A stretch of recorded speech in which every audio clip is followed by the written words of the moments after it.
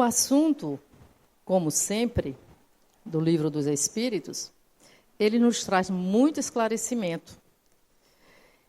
E não apenas esclarecimento, que a gente possa, com o que vamos ouvir, nos estimular para o estudo, para a aprendizagem dessa doutrina que nos ajuda tanto na nossa elevação moral, na nossa melhoria espiritual.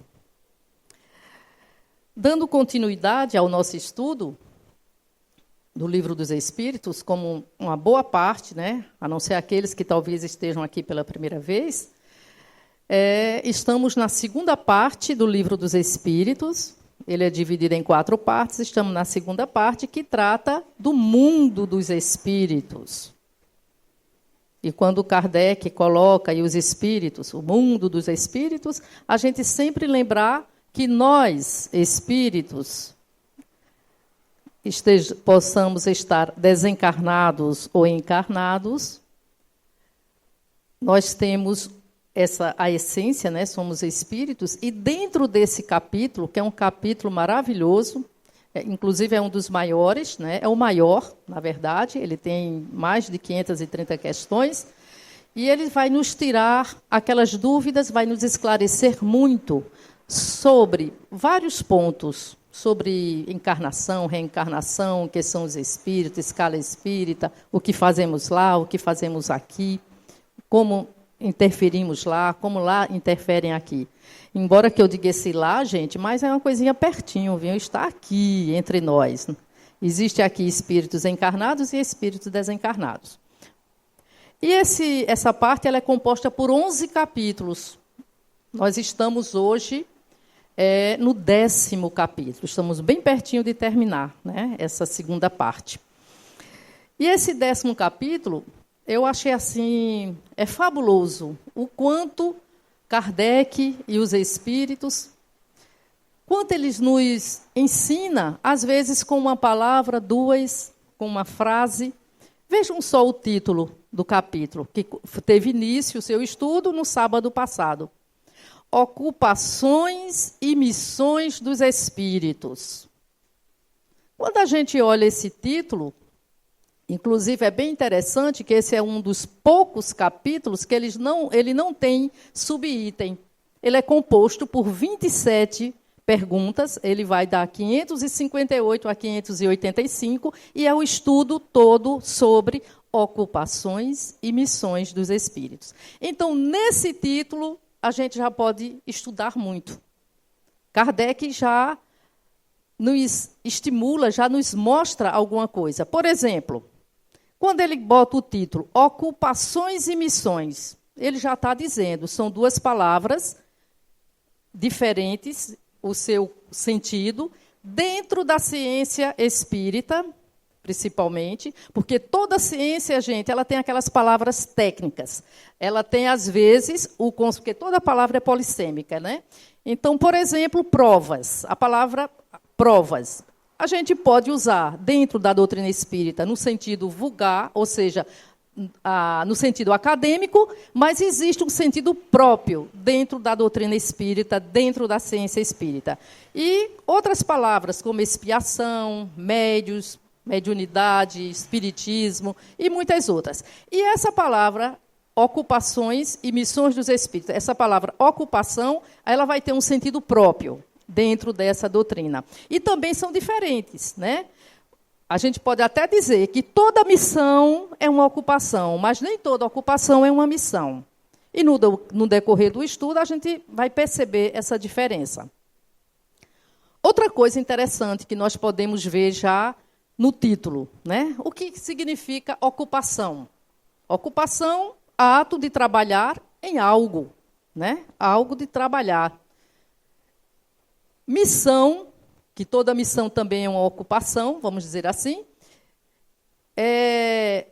A gente nota que essa palavra ocupação, o ato de trabalhar em algo, já nos diferencia de alguns conceitos que encontramos na teologia, em algumas teologias, em algumas religiões, em alguns conceitos. Por exemplo, existem algumas algumas correntes religiosas que vão dizer o quê? Você morre e... Porque quando ele diz assim, ocupações e missões dos espíritos, quando ele fala a palavra espírito, para quem não é espírita, vai pensar imediatamente em espíritos desencarnados, tá certo? A gente, até nós mesmos espíritas, quando a gente fala a palavra espírito, a gente esquece que nós somos espírito, somos um espírito. A gente se confunde com esse corpo, com essa matéria. E por isso que muitas das nossas ações são de acordo com esse corpo e não com a nossa essência. E em outras religiões ainda acontece com mais frequência. Então, quando ele vê aqui ocupações dos espíritos, se para algumas correntes eles acham que quando você morre, ele é espiritualista, acredita em algo fora da matéria, esse espírito vai para onde? Ou vai para o céu, ou vai para o inferno. Em outras, você vai ficar dormindo. Vai ficar dormindo e no dia do juízo final, você vai retomar aquele corpo e vai participar daquele julgamento. Então, só com o título, a doutrina espírita já nos mostra o quê? Não vamos nos enganar. Vamos tirar o nosso cavalinho da chuva. A gente morre e continua trabalhando. Não tem moleza. Vamos continuar em atividade. Então, já é uma coisa diferente em relação a certas correntes religiosas, tá certo? Outra coisa, a palavra missão. Kardec, ele nos fala os dois sentidos dentro da ciência espírita da palavra missão. Tem a missão no sentido lato, no sentido amplo, no sentido grande, e tem no sentido restrito. No sentido lato, todos nós somos missionários. Todos nós temos uma missão. Tá certo? Todos nós temos uma missão. Mas no sentido restrito, não. Jesus teve uma missão, Francisco de Assis, Madre Teresa, alguns cientistas, né, têm umas missões em descobrir coisas que vai ser bom para a humanidade toda, e eles estudam, passam a sua vida inteira, às vezes, trancado naquele laboratório. Então, existe alguns que dentro dessa missão, ela é diferente da missão do geral, da missão no sentido lato. Quem são as nossas missões? Quais são as nossas missões que a gente pode considerar? A nossa atividade em relação a nossos filhos, o professor, tá certo? Todos aqueles que, de alguma forma, trabalham, têm atividade, não só para a sua melhoria, né, mas para a melhoria do outro, ele tem alguma missão. Se a gente observar, todos nós temos essa missão no sentido lato, tá certo?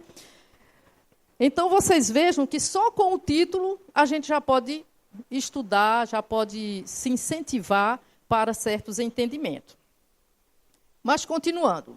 Então, o que é que ficou falado no início desse estudo?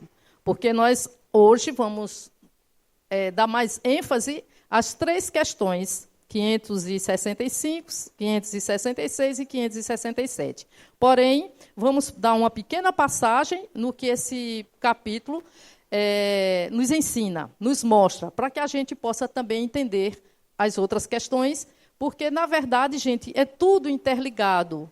Kardec, muitas coisas do que vamos ver aqui, ele já falou no capítulo 6, falou em outras obras, quer dizer, é tudo interligado. Por isso que é importante o nosso estudo aprofundado e interligado das obras de Kardec, tá certo? Então, o que a gente já concluiu? Que os espíritos que estejam encarnados ou desencarnados, eles têm o objetivo de quê? Isso, inclusive, foi falado no sábado passado. Qual o objetivo de estarmos aqui, por exemplo? Qual o objetivo de nós, espíritos? Estejamos encarnados ou desencarnados? São dois objetivos. Primeiro, da gente se melhorar, tá certo? Principalmente, no caso, quando nós falamos em relação à encarnação ou reencarnação. Então, nos melhorar. E o segundo, da gente concorrer para a melhora, para o progresso, para a construção do universo. Todos nós temos uma função nesse universo. Como Kardec diz, nós não somos indispensáveis. A gente pode ser até substituídos em algumas tarefas, mas não indispensáveis. Não somos descartáveis.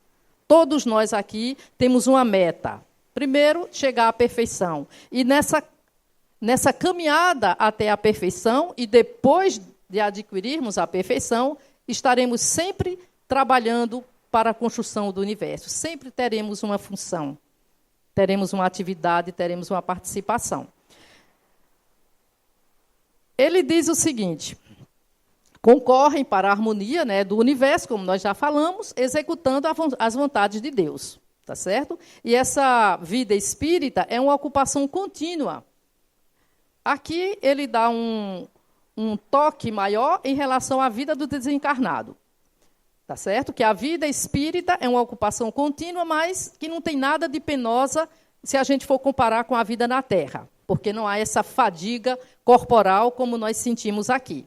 Então, aí Kardec, inclusive, pergunta, então, eles não têm fadiga? Aí a espiritualidade responde, não sentem a fadiga como a entendemos. Ele não sente essa fadiga como nós sentimos. Por quê? Porque eles não precisam do descanso corporal como nós, pois eles não possuem órgãos cujas forças devem ser reparadas. A fadiga vai ser diferente. E tem coisas que a gente, como ele diz, não sentem a fadiga como a entendeis, como nós a entendemos. E que fica, às vezes, difícil para a gente compreender, porque nós não estamos lá, nós estamos no momento aqui. E com nossa evolução, com o nosso conhecimento, às vezes fica difícil de compreender como é esta vida. Tá certo? E nós vimos também que todos desempenham uma função útil, né? Uma função, inclusive, quando a gente diz em termos de missão, sempre que a gente está realizando uma missão, seja no sentido lato, seja no sentido restrito, é sempre para o bem. Não existe missão para o mal. Tá certo? Ninguém nasceu para o mal. Todos nós, e as missões que nós estamos fazendo, o trabalho que nós fazemos, que pode ser chamado de uma missão, como, por exemplo, cuidar dos filhos, né? O professor é uma missão no bem. Nós podemos até não utilizar ela dessa maneira, tá certo? Porque nem sempre nós fazemos, quase sempre, nós não fazemos a vontade do Pai. Nós fazemos a nossa vontade. Então, é por isso que a gente erra tanto, né? Se equivoca tanto. Então, todos têm deveres a cumprir, né? Inclusive, ele fala de uma maneira bem interessante, né? Que, por exemplo, na construção, que fica fácil da gente compreender, na construção de um edifício, todos são importantes. Do servente ao engenheiro, ao arquiteto, todos são importantes. Então, na construção desse universo, todos nós somos importantes. E aquelas grandes missões, claro que ela vai ser confiadas aos espíritos superiores, né? Mas há missões para todos os graus, né? Para todos os graus.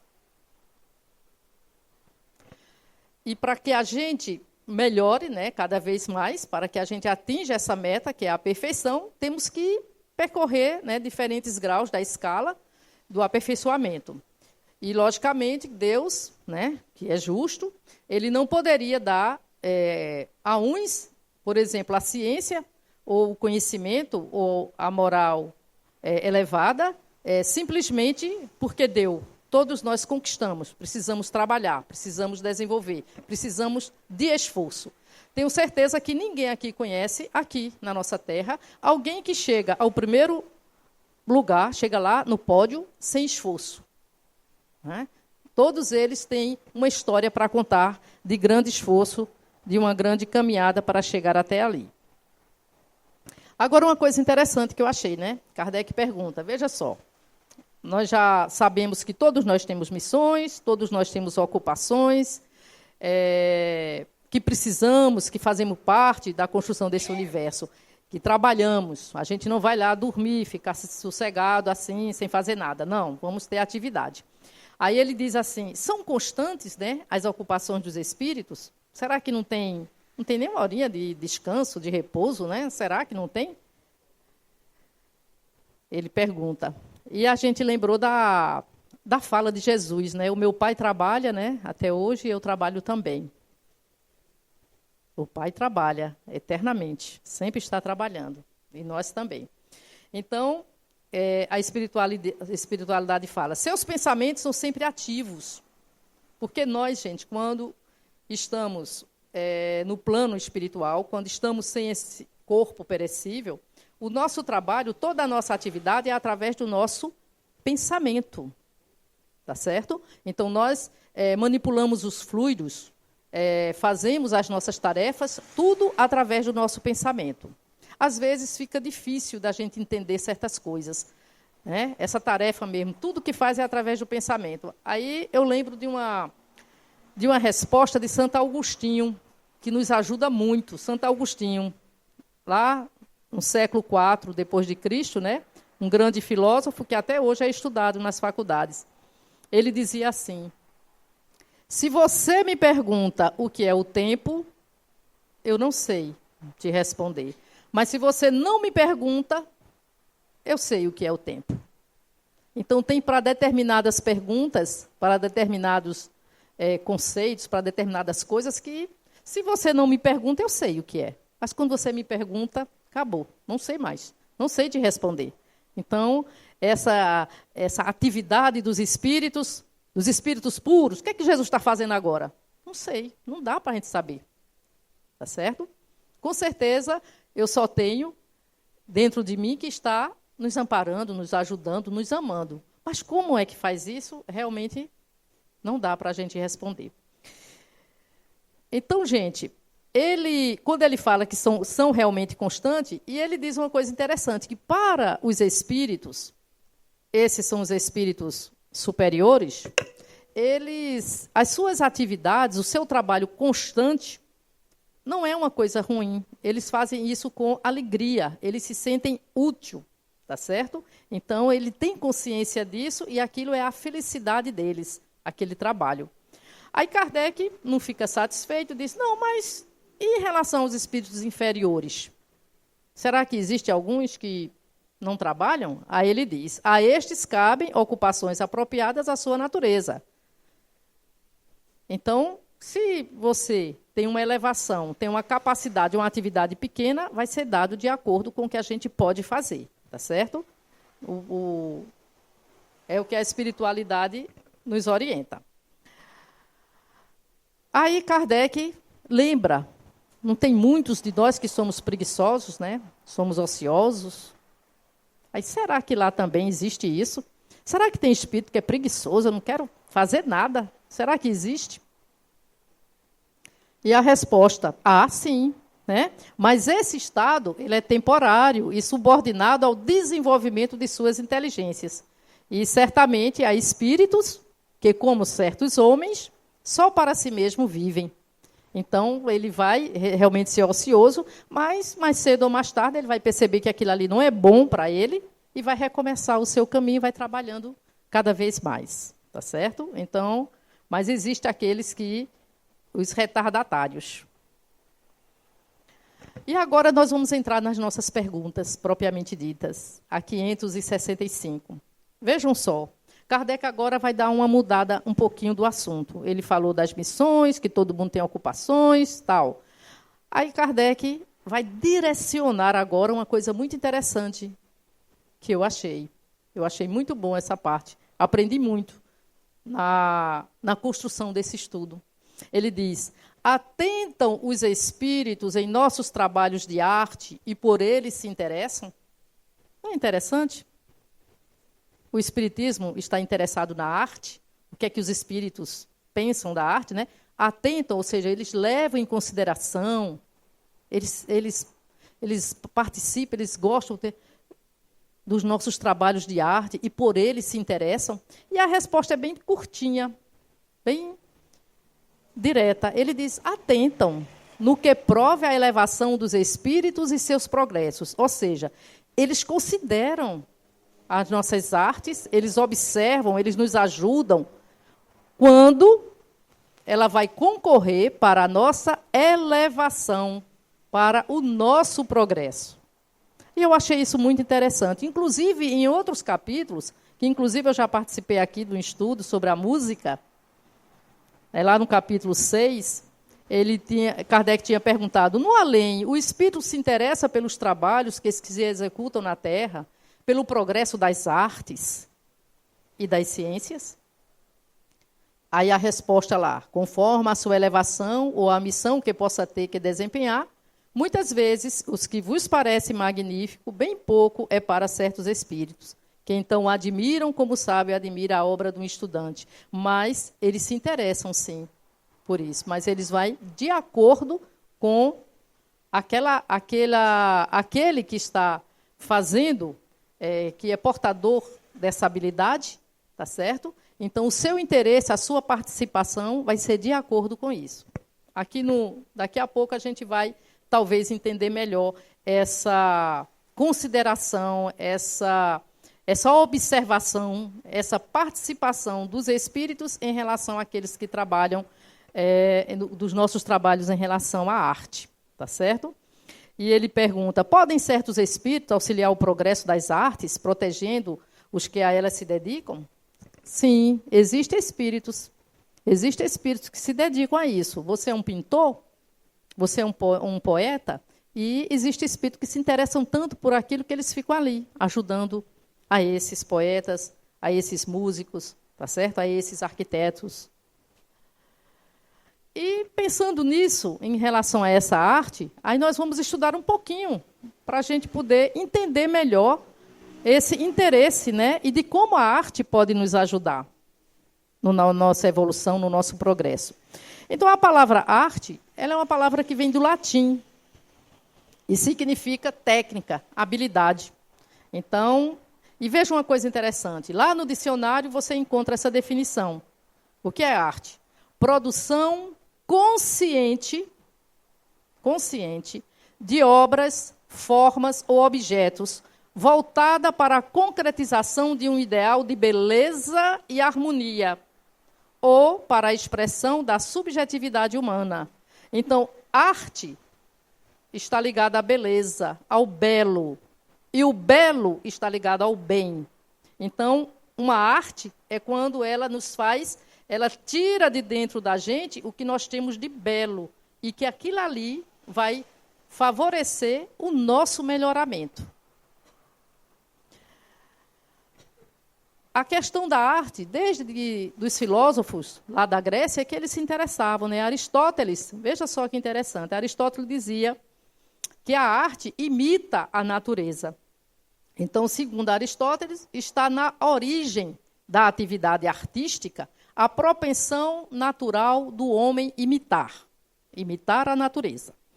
Aí, quando a gente dá uma caminhada, chegamos, porque Aristóteles, cerca de 350 anos antes de Cristo. Aí nós chegamos ao filósofo alemão Immanuel Kant. 1724, desencarnou em 1804, o ano que Kardec nasceu, 1804.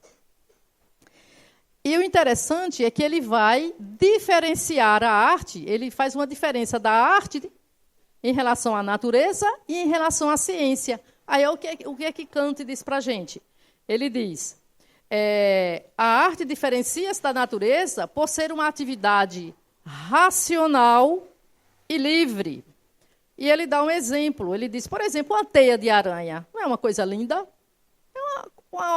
Para a gente diz, poderia até usar essa palavra, que é uma obra de arte. Para Kant, não é uma obra de arte. Por quê?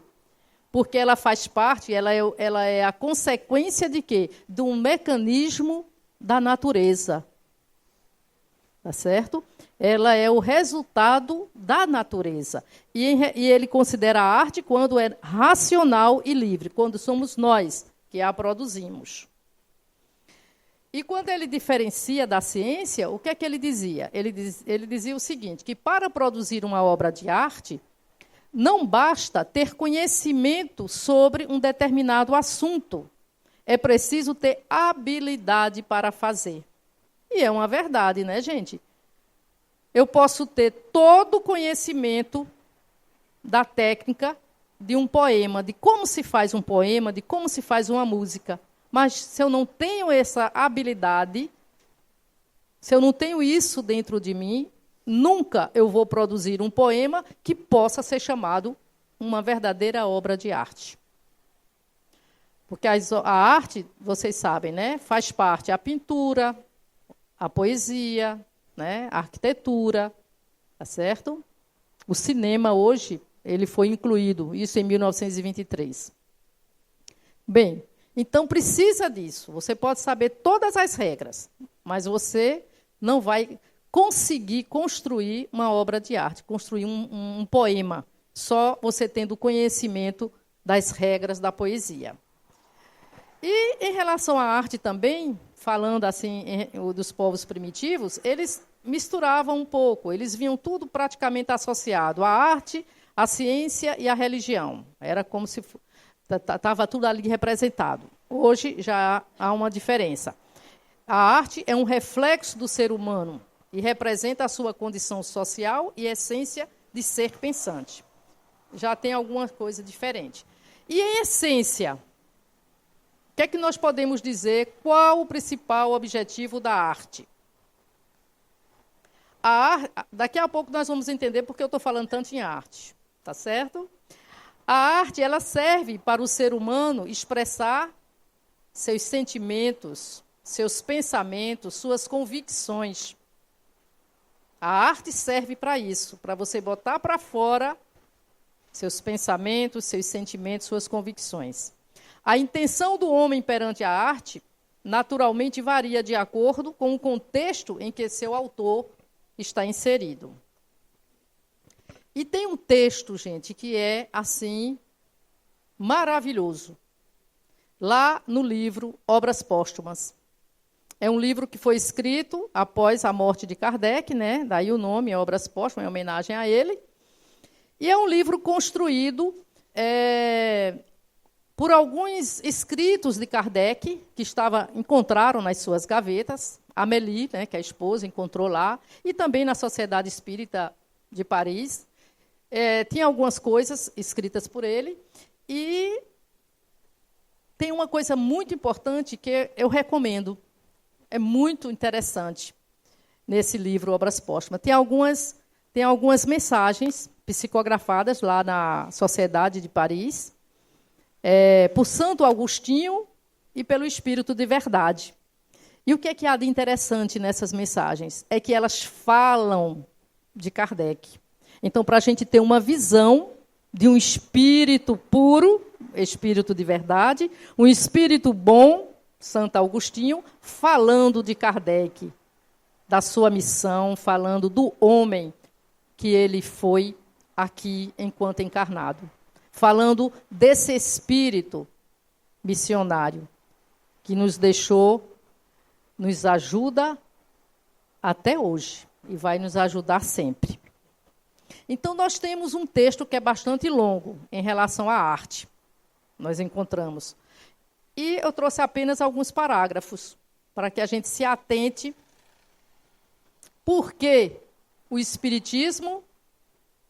Por que Kardec? Por que os Espíritos colocaram esse tema dentro da doutrina? Arte. Ele diz o seguinte: o espírito somente pode identificar-se com o que sabe e o crer, tá certo? Com o que sabe ou crê ser a verdade. O espírito somente pode identificar-se com o que sabe ou crê ser a verdade. E essa verdade, embora de ordem moral, se é para ele uma realidade melhor, ele vai exprimir quanto melhor ele sente. Ou seja, simplificando um pouquinho, a gente se identifica com a verdade, lembrando dessa verdade relacionada com a ordem moral. Então, quanto mais ela vai ser realidade para a gente, quanto mais a gente vai poder exprimir se a gente sentir ela de uma maneira mais elevada, de uma maneira mais ampla, de uma maneira mais completa. Se a inteligência da coisa junta a flexibilidade do talento, ou seja, se eu tenho o conhecimento das regras da poesia e eu tenho a habilidade, eu tenho dentro de mim essa técnica da arte da poesia, então a coisa vai ser muito boa. Eu vou me exprimir de uma maneira muito melhor, muito mais bela, tá certo? Vai ser uma verdadeira obra de arte. Mas se eu não tenho nada, eu não vou poder exprimir nada, tá certo? E ele diz o seguinte: para o materialista, a realidade é a terra. Seu corpo é tudo, tá certo? O materialista, ele não vê nada acima, nada à frente, nada atrás dele mesmo. Ele vê apenas ao seu corpo. Para ele, ele é isso aqui. Seu corpo é tudo, pois que, além dele, nada mais há, visto que a sua própria mente se extingue com a desorganização da matéria. Não pode, portanto, com a linguagem da arte, exprimir senão o que vê e sente. Ora, se ele só vê e sente a matéria tangível, unicamente isso lhe é possível exprimir. Então, nós vimos antes que a arte é algo racional, é algo que sai de dentro de nós, é algo que a gente se mostra, né, de acordo com o que nós temos. Se nós somos materialistas, nós vamos exprimir isso de uma forma puramente materialista, tá certo? Para que a gente, às vezes, estudando o que a doutrina nos traz, nós vamos, de certa maneira, saber diferenciar bem melhor o que é realmente uma obra de arte. O seu papel, o que é que ela significa, o que é que ela traz. Sempre para nos fazer melhor, para ajudar no nosso progresso. Aí veja só o que é que Kardec diz, já naquele século XIX. Né? Principalmente naquele século, que era na época em que houve aquela explosão da ciência, né, acadêmica. A decadência das artes, neste século, resultou inevitavelmente da construção dos pensamentos sobre as coisas materiais. Concentração essa, que a seu turno, é o resultado da ausência de toda crença, de toda fé na espiritualidade do ser. O século apenas colhe o que semeou. Quem semeia pedras não pode colher frutas. As artes não sairão, prestem atenção nessa frase, as artes não sairão do torpor em que jazem, senão por meio de uma reação no sentido das ideias espiritualistas. Veja que o Espiritismo tem um trabalho também em nos despertar para a verdadeira arte, para atender ao objetivo da arte, que é a construção do bem. Assim como a arte cristã sucedeu à arte pagã, lembra daquelas, no início, as artes, na época do Homem da Caverna, por exemplo, ela já aparecia através das pinturas rupestres, né? Que eles falavam da sua vida, falavam dos seus sonhos, das suas atividades, né? E aí eles foram evoluindo, né? Foram melhorando, até que chegou a parte na era cristã, que representava, né, o céu, representava o inferno e tudo mais. Aí vamos chegar à parte do nosso espiritismo, né, que nós já chegamos até aqui. Veja só. Assim como a arte cristã sucedeu à arte pagã, transformando-a, a arte espírita será o complemento e a transformação da arte cristã.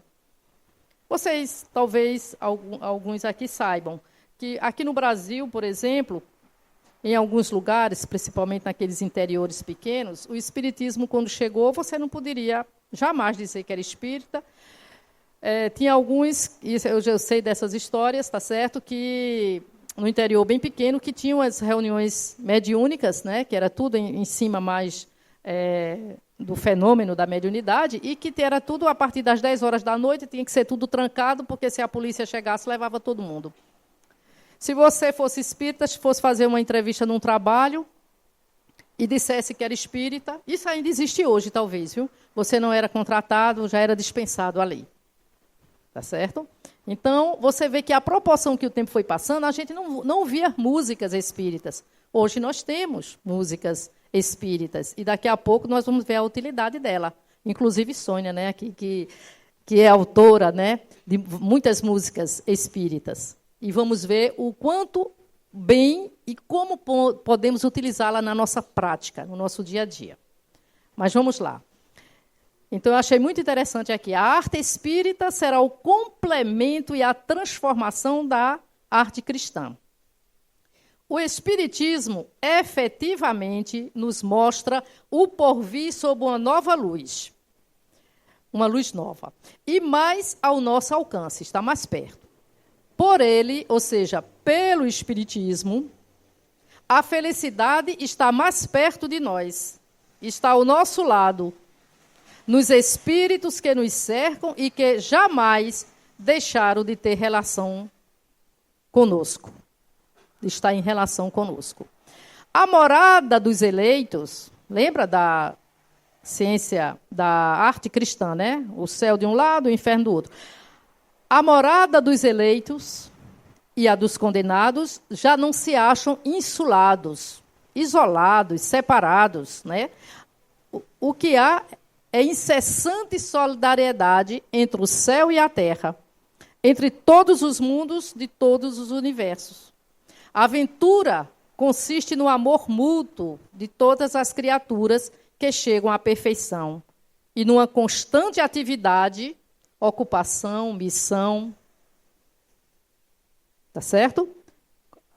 Aqueles que chegaram à perfeição. Jesus, né? Ele está sempre em missões, né? Para nos ajudar.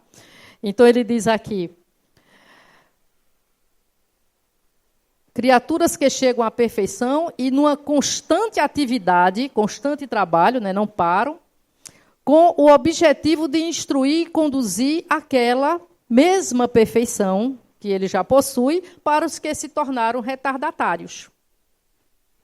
O inferno está no próprio coração do culpado, que tem nos remorsos o seu castigo, não mais, todavia, eterno. Tá certo? Ele tem como se reparar. E ao mal que toma o caminho do arrependimento, ele vai se deparar com uma nova esperança, uma sublime consolação. Então, veja que há diferenças, não é isso? Que inesgotáveis fontes de inspiração para a arte. Que obras-primas de todos os gêneros as novas ideias suscitarão, pela reprodução das cenas tão multiplicadas e várias da vida espírita. Vejam como vai mudar o cenário. Em vez de representar despojos frios e inacabados, vê-se-á uma mãe, tendo ao lado a filha querida em sua forma radiosa e etérea. Quando eu li isso aqui, gente, eu lembrei, mas não consegui encontrar para que vocês pudessem também apreciar, admirar. Não sei qual o país, eu não lembro mais qual a cidade, que tem uma obra de arte assim lindíssima, que é uma mãe e uma filha, uma criança. Eu não lembro se a representação que o artista quis dar àquela obra de arte, se é a mãe desencarnada recebendo a filha, ou se é a filha que está desencarnada recebendo a mãe. Mas uma cena assim belíssima, que nos inspira, né? Que nos consola. Né? É como ele diz aqui, né? Da filha querida em sua forma radiosa e etérea. A vítima a perdoar o seu algoz. Seria uma cena belíssima que a gente poderia ver, seja através de um poema, seja através de uma pintura, né? E se o artista quiser elevar-se acima da esfera terrestre, aos mundos superiores, verdadeiros édens vão se mostrar, vamos dizer assim.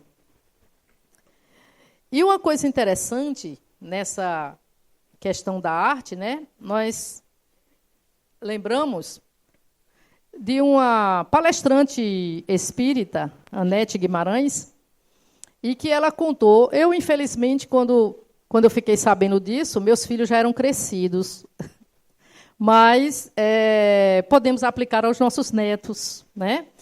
E quem tem criança aqui, inclusive eu estou vendo um ali, foi algo que eu achei assim maravilhoso. Ela disse que quando ela tem 3 filhos, quando eles eram pequenos, que fazia alguma trela, então quando eles iam ficar de castigo, aí qual era o castigo que ela dava para eles? Era decorar trechos de poemas. E poemas espíritas, gente. Nós temos bastante. Temos o primeiro, Parnaso Além Túmulo. Ela diz, por que poemas espíritas? Ou músicas espíritas? Por quê? Porque são músicas, poemas que nos traz, nos incita a estudar, a querer saber sobre reencarnação, sobre fraternidade, né, sobre elevação. Tem outros autores, tem outros poetas maravilhosos também, Cecília Meirelles e tantos outros aí. Mas, se nós somos espíritas, então a gente também pode puxar um pouquinho a sardinha, né, para o nosso lado. Então, ela dava para os filhos, né, logicamente, de acordo com a sua faixa etária, de acordo com a sua compreensão, ela colocava um trechinho, uma frase, o poema inteiro, de acordo com a idade deles, para eles decorarem. E o castigo era esse. O tempo, quem fazia era eles. Se ele decorasse em 5 minutos, o castigo seria 5 minutos. Se passasse meia hora, seria meia hora. Contanto que, quando ele terminava, ele chegava para ela e declamava. E outra coisa importante, gente, tá certo? Outra coisa importante. Quando a gente declama, quando a gente fala um poema, isso está escrito lá na neurociência, né, que nos ajudam a quê? A criar rede neuronal, inclusive prevenção para o Alzheimer. Então, é um castigo que serve até para a gente. Então, porque, veja só, eu trouxe aqui, só para exemplo, a estrofezinha do Marchemos, de Castro Alves, tá certo? Lá do Parnaso de Além Túmulo. Então, um poema já, ele como espírito. Tá certo? Aí ele diz, há mistérios peregrinos no mistério do destino, que nos mandam renascer. Da luz do Criador nascemos, múltiplas vidas vivemos, para a mesma luz volver. Veja só, que nesse trechinho, a gente poderia dizer, da luz do Criador nascemos, múltiplas vidas vivemos, para a mesma luz volver. Vocês notam que eu nem estou falando, nem estou cantando. É diferente o ritmo, né, da voz. E aqui, múltiplas vidas. O que é múltiplas vidas? Aí eu posso me despertar. A criança pode se despertar. O que é isso, múltiplas vidas? Como é isso? Aí vai falar de reencarnação, né? Que nós viemos do Criador e vamos voltar para Ele. Então, muitas coisas podemos aprender com a poesia.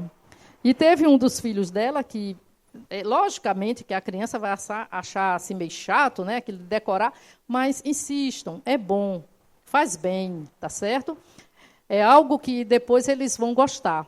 Muitos vão apreciar. E um deles, ela disse que depois de um certo tempo, ele já estava maiorzinho, né? E ele chegou em casa todo feliz, porque a professora tinha elogiado muito ele.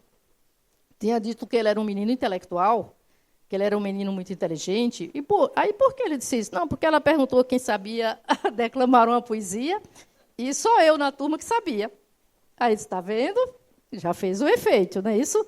Então, eu achei muito interessante então, que as mamães, os papais, os avós, os tios aqui, aproveitem o exemplo dela, tá certo? Eu achei bastante interessante. Aí vamos para a questão 566. Kardec pergunta, é uma pergunta longa, mas é bem fácil de compreendê-la. Ele diz, um espírito que haja cultivado na terra uma especialidade artística, que tenha sido, por exemplo, pintor ou arquiteto, se interessa de preferência pelos trabalhos que constituíram objeto de sua predileção durante a vida? Ou seja, eu sou pintora, morri. Será que quando eu estiver do outro lado, vai ser uma predileção, vai ser uma preferência minha de estar junto de alguém que pinte, que seja pintor também? É isso que ele está perguntando. E a resposta. Tudo se confunde num objetivo geral. Se for um espírito bom... Gente, vocês já notaram que eu já falei aqui várias vezes, espírito superior, espírito bom, espírito perfeito. Kardec, lá no Livro dos Médiuns, no capítulo 4, ele fala da importância, da necessidade indispensável da gente estudar a escala espírita, que está nessa segunda parte do Livro dos Espíritos, a partir da questão número 100. É muito importante. Quase todas as questões, ela nos leva a o espírito superior, espírito inferior. E o que é isso? Como é isso? Vou dizer de uma maneira bem resumida, nosso tempo é muito curto, mas eu acho que vale a pena para a gente estimular, né, se sentir estimulado a estudar. Temos os espíritos, todos os espíritos, estão em 3 situações, né? Na primeira ordem, segunda ordem ou terceira ordem. Terceira ordem são os espíritos imperfeitos. Segunda ordem, os espíritos bons. Primeira ordem, os espíritos puros ou perfeitos. Isso, imperfeito, bom e puro, não são adjetivos, é estágios, conquistas. Nós somos espíritos imperfeitos. Eu acho que eu posso dizer nós, tá certo? Por que somos espíritos imperfeitos? Porque nós carregamos ainda paixões não boas. Ciúme, inveja, raiva, etc, etc. Todos nós sentimos ainda isso, carregamos. Às vezes você não quer nem sentir. Se você vier aqui, dá um beliscão, muito beliscão, eu vou sentir dor e vou sentir raiva. Mesmo que eu diga, eu não vou sentir raiva, mas eu sinto. É uma coisa que vem de dentro, porque eu ainda sou um espírito imperfeito. Já o espírito bom, ele só tem o desejo do bem. Não é que o bem, como alguns autores escreviam, às vezes, autores não, tradutores, escreviam que o espírito bom é que o bem se sobrepõe ao mal. Não, eles têm o desejo do bem, porque nós somos imperfeitos, mas nós fazemos também o bem. A gente não faz só o mal, nós fazemos o bem já. Já temos essa condição, essa capacidade, tá certo? Então, eles têm o desejo do bem. Se você viesse aqui, eu fosse um espírito bom, eu sentiria dor, mas não sentiria raiva. Já está dentro da gente. Em alguns momentos, Gandhi, Madre Teresa de Calcutá, Chico Xavier apresentou isso. E o espírito puro, não vou nem falar, né? Jesus é como, vamos utilizar a questão de Santo Agostinho. Ele não tem nem paixão boa, nem paixão ruim. É algo que não está na nossa capacidade de compreensão. Tá certo? Se a gente não pergunta, né? Se você me pergunta, eu não sei responder. Se você não me pergunta, eu sei o que é o amor de Jesus para cada um de nós. Então, se for um espírito bom, esses trabalhos o interessarão na medida do ensejo que lhe proporcionem de auxiliar as almas a se elevarem até Deus. Você é um pintor, você está fazendo um trabalho que está botando, você está tirando de dentro de você coisas boas, está lhe elevando. Então, ele vai estar ali te ajudando, tá certo? Um espírito bom. Ademais, esqueceis que um espírito que cultivou certa arte na existência em que o conheceste, pode ter cultivado outra em anterior existência, pois que ele cumpre saber tudo para ser perfeito. A gente precisa de todo conhecimento. Assim, conforme o grau do seu adiantamento, pode suceder que nada seja para ele uma especialidade. Eu sou um espírito já mais evoluído. Eu já sei a pintura, a poesia e a música, tá certo? E muitas outras coisas. Então, quando eu desencarno, eu fui pintora agora, mas quando eu desencarno, eu posso me dedicar mais à música, por exemplo. Eu vou dar uma predileção à música, eu não vou dar apenas para a pintura, tá certo? Quando você já tem um conhecimento. Notai ainda o seguinte, que no vosso mundo atrasado, ele lembrou que o nosso mundo é atrasado, viu, gente? Considerai sublime, não passa de infantilidade comparado ao que há em mundos mais adiantados. Como poderia saber, né? Que o espírito que habita esses mundos, onde existem artes que desconheceis, admirem o que aos seus olhos corresponde a trabalhos de colegiais.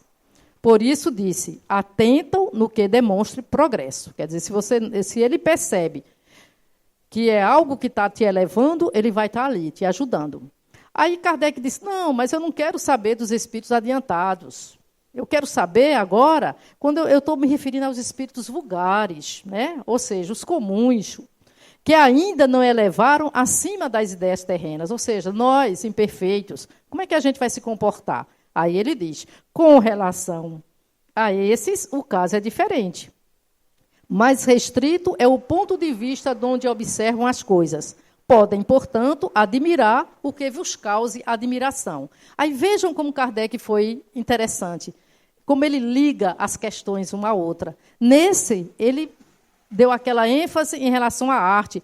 Ele respondeu mais no sentido do espírito superior, né? Quando a gente fala espírito superior ou espírito elevado, ele está se referindo ao espírito puro e ao bom espírito. Quando é espírito inferior, são os espíritos imperfeitos. Aí quando Kardec diz, não, mas eu quero saber do inferior, ainda está no nosso, aqui na nossa camada, aqui, como é que ele se comporta? Aí ele diz, né, que vai depender, se ele realmente se admira aquilo, ele vai continuar ali junto de você.